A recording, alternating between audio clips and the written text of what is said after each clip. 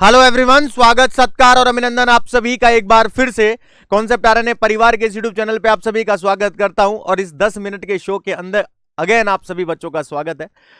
आज हम इस 10 मिनट के अंतर्गत मैं आपको आपकी CHO, RRB, नॉरसेट, RML और SGPGI इन सभी एग्जाम के अंतर्गत जो वन लाइनर एमसीक्यूज के अंतर्गत जो मेन टॉपिक है ऑक्यूपेशनल हेल्थ, इसके रिगार्डिंग मैं आज आपको इस 10 मिनट के शो के अंतर्गत या 10 मिनट के वीडियो में आप सभी बच्चों को एक कंक्लूजन दूर कर देता हूं। हम पढ़ेंगे हम ऑक्यूपेशनल हेल्थ, शॉर्ट टर्म में सब कुछ बताने वाला हूं। एंड तक देखिएगा, मिस मत करिएगा।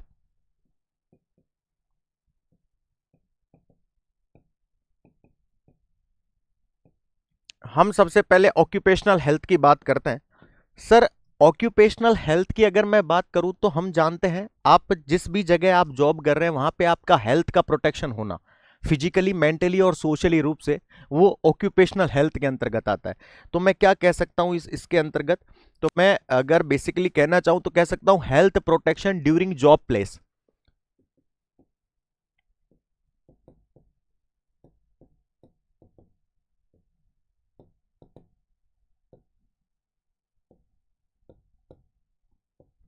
हेल्थ का प्रोटेक्शन करना ड्यूरिंग जॉब प्लेस किस प्रकार से सर? फिजिकली लिख लेना, for physically, mental and social. That is occupational health. अगर मैं अर्गोनॉमिक्स की बात करूं, इसके अंतर्गत अगर हम अर्गोनॉमिक्स की बात करें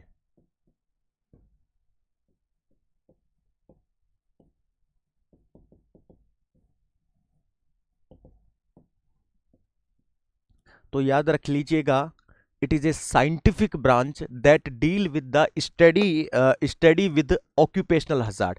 It is a scientific branch. It is the scientific branch that deal with the study with occupational hazard, that is also included in या also called that is ergonomics. अगर मैं हम लिखें यहां पे तो it is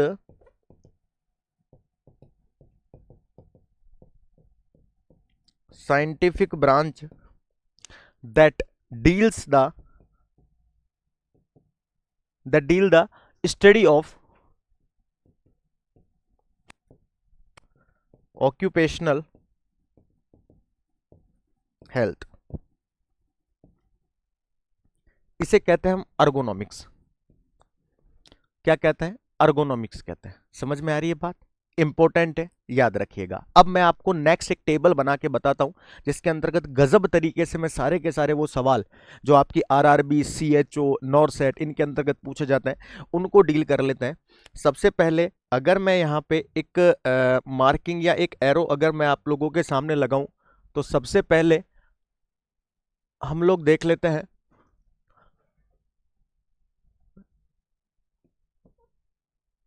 सर प्रणाम।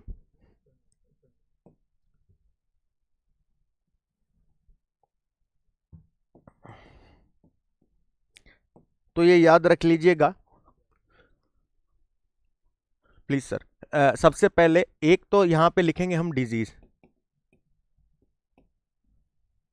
और इधर लिखेंगे हम ड्यू टू, किसकी वजह से हो रही है। आपके आगामी RRB, CHO सब एग्जाम के अंतर्गत इससे रिलेटेड सवाल आता है। सबसे पहले मैं बात करता हूं सिलिकोसिस, किसकी वजह से हो रहा है सर? Silica dust. किसकी वजह से होता है? सिलिका डस्ट की वजह से। दूसरे नंबर पे होता है आपके एंथ्रकोसिस, किसकी वजह से हो रहा है? कोल डस्ट, कोयले की डस्ट से। तीसरे नंबर पे आता है एस्बेस्टोसिस, किसकी वजह से हो रहा है? एस्बेस्टोस से। चौथे नंबर पे याद रखिएगा सिडेरोसिस आता है जो आयरन डस्ट से होता है।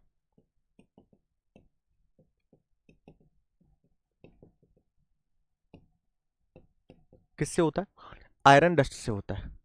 उसके बाद पांचवें नंबर पे लिखना बेगोसोसिस या बेगोसिस लिख लो रे भाई, है ना, बेगोसिस।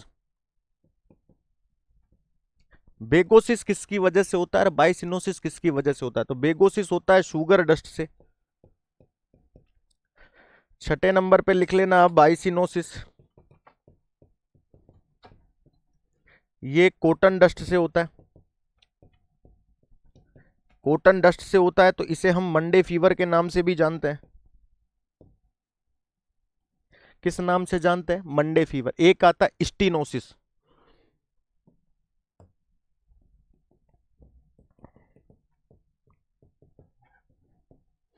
स्टीनोसिस की अगर मैं बात करूं टिन डस्ट से होता है। किससे होता है? Tin dust. एक आ जाता है आप लोगों के फार्मर लंग्स, समझाऊंगा मैं अभी आपको एक एक, जो कि हे ग्रेन से होता है। और इसको छोटा करके एक और लिख देता हूं जो आप लोगों को याद रखना है। एक आता है 9वें नंबर पे, जिसे हम कहते हैं प्लम्बिज्म। क्या कहते हैं? जो कि लेड पॉइजनिंग से होता है। तो ये याद रखिएगा रे भाई, सबसे ज्यादा सवाल यही पूछे जाते हैं और ज्यादातर मेजोरिटी पोर्शन जो सवाल आता है वो इससे पूछा जाएगा, क्योंकि ये दोनों कंफ्यूजन क्रिएट कर देते हैं कि बाइसिनोसिस और बेगासोसिस कौन सा होता है और कौन सा नहीं होता है। देखिए सबसे पहले सिलिकोसिस, सिलिका डस्ट से, ये सब फेफड़ों की बीमारियां सारी की सारी, मोस्ट ऑफ देम। दूसरा कह रहा है एंथ्रकोसिस, जो कोयले की खदान में काम करते हैं ना, उनके देखने को मिलता है। एंथ्रकोसिस जो कोयले की खदान में काम करते हैं उनके सबसे ज्यादा देखने को मिलता है। एक आ रहा है एस्बेस्टोसिस। सर यहां पे आप समझ नहीं पा रहे होंगे एस्बेस्टोस क्या होता है। आप लोगों ने देखा होगा सर्दियों में वूलन के कपड़े पहनते हैं, ऊनी, और कभी किसी कमरे में अगर धूप आए ना तो उस ऊनी कपड़ों को ऐसे जाके ऐसे झड़कारना जोर से, उसके अंदर इस प्रकार के तंतु से रेशो आपको उड़ते हुए मिलेंगे, ऐसे मिलते हैं। वो क्या होते हैं? एस्बेस्टोस होते हैं, वो भी हमारे फेफड़ों में चले जाते हैं। एक आता है सिडेरोसिस, ये आयरन डस्ट से, जो वेल्डिंग करते हैं, घिसाई करते हैं, तो भाई आयरन के भी तो छोटे छोटे डस्ट निकलते हैं, उससे होता है सिडेरोसिस। एक आता है बेगोसिस, जो शुगर डस्ट। मैंने कहा है कि आपके घर में जो शुगर का डब्बा होता है, जो चीनी का डब्बा है, उसके अंदर आप ऐसे हाथ डालो और ऐसे कैसे निकाल लो, ठीक है, हाँ, चीनी नहीं निकालनी, हाथ डालो और निकाल लो, आपके यहाँ पे एक परत सी जम जाती है, वो होता है आपके शुगर डस्ट। एक आता है बाइसिनोसिस, जो कॉटन डस्ट से होता है, जो कॉटन की फैक्ट्री में काम करता है, छोटे छोटे छोटे छोटे कॉटन डस्ट होते हैं, इसे मंडे फीवर के नाम से भी जाना जाता है। एक होता है स्टेनोसिस, उसे हम टिन डस्ट के नाम से जानते हैं। किससे? Tin dust. एक आता है फार्मर लंग्स, जो हे ग्रेन्स। सर फार्मर लंग्स वाला मामला समझाऊं ना सर? याद रखना, मैं आपको समझाऊं फार्मर लंग्स वाला क्या सीन होता है। आप लोगों ने देखा होगा जैसे गेहूं कटते हैं, गेहूं आप लोगों ने निकलवा लिए खेतों में, उसके बाद आपने गेहूं के जो भंडार को ला करके अपने घर में रख दिया। जैसे मान लो 50 बोरी गेहूं हुए साहब, और हमने घर पे ला करके रख दिया। आप सभी बच्चे गेहूं के अंदर भी ऐसे हाथ डाल के वापस निकाल लो, ठीक है, यहाँ पे एक परत सी जम जाती है। कहाँ से आ गई सर वो डस्ट?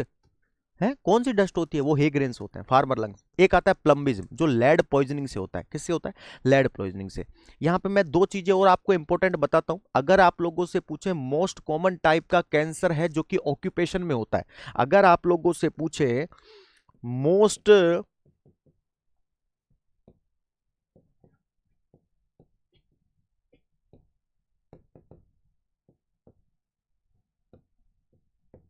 मोस्ट कॉमन टाइप का कैंसर इन ऑक्यूपेशन, ऑक्यूपेशन के अंदर मोस्ट कॉमन टाइप का कैंसर कौन सा होता है, तो याद रखना, बता देना, स्किन कैंसर सबसे ज्यादा देखने को मिलता है।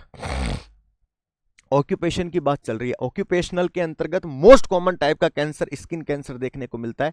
और कार्पल टनल या सॉरी कंप्यूटर ऑपरेटर या टाइपिस्ट होता है ना, उनके कार्पल टनल सिंड्रोम हो जाता है ना, कभी कभार ये भी सवाल पूछ लेता है, तो लिख लेना जो कंप्यूटर ऑपरेटर होता है,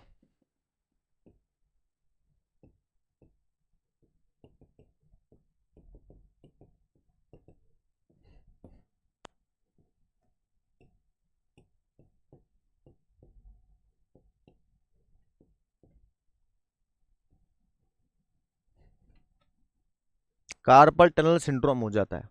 तो उम्मीद है कि आप सभी बच्चों के समझ में आ गया होगा। ऑक्यूपेशनल हेल्थ बताया मैंने पहले, ऑक्यूपेशनल हेल्थ क्या होता है, किस प्रकार से होता है। उसके बाद मैंने बताया ये पूरा का पूरा ये सीरीज आप याद रख लेना। अच्छे से नोट्स बना लेना, क्विक रिवीजन करने में बहुत हेल्पफुल होगी, याद रखिएगा। चलिए, thank you so much and again आप सभी बच्चों का बहुत बहुत धन्यवाद। और कमेंट बॉक्स में आप जरूर बताइएगा अगले 10 मिनट्स के अंतर्गत आप कौन सा एक छोटा टॉपिक पढ़ना चाहते हैं। Thank you very much, thank you so much, thank you.